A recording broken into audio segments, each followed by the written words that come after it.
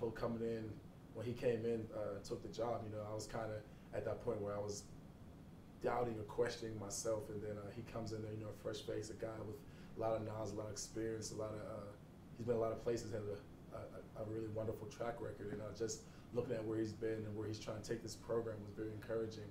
And then after picking his brain and talking to him, and then talking to Coach Smith, it's just kind of kicked me back into gear and got me ready. We hope to flip this tide from an offensive school to a defensive school. At the end of the year, we want everyone to know, you know what, the reason why Texas Tech was successful was because of that defensive line, that defensive unit as a whole. I'm ready to flip the field. We've just been talking about it. Defensive coaches have been talking about it, letting us know that a great defense isn't out there in 90 plays. A great defense isn't playing defense as much as you think they are. They're getting the ball back to offense. And with an explosive offense like ourselves, the more we get them the ball, the better this team will be. I mean, offensively, going off the spring and off the summer, I've just seen a unit come together, a unit who's fighting every day to prove that they're amongst the elite. We have a running back like DeAndre Washington who rushed for yards, who we feel isn't getting exposure he deserves. We have an offensive line who's second to none. Allowed, I believe, one of the fewest sacks in the Big 12, if not the country, who we don't believe get the reputation they deserve. And then we have two quarterbacks who can start at any program, battling it out, and then receivers. We just feel like this is an explosive offense, and I get to see them every day.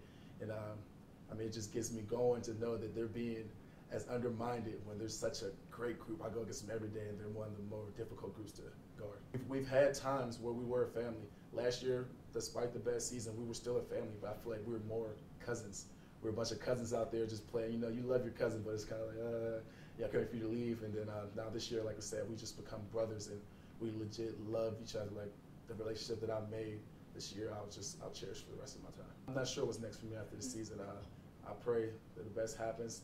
If not, I have this degree in my back pocket, and I know it'll take me places. And I know I've always wanted to be a police officer. Before I fell in love with sports and wanted to be an athlete, it was always I wanted to be a cop. So that's how I am. I'm bred. I mean, I had a little sister that I always want to protect and serve, and it kind of goes with the duty of an officer.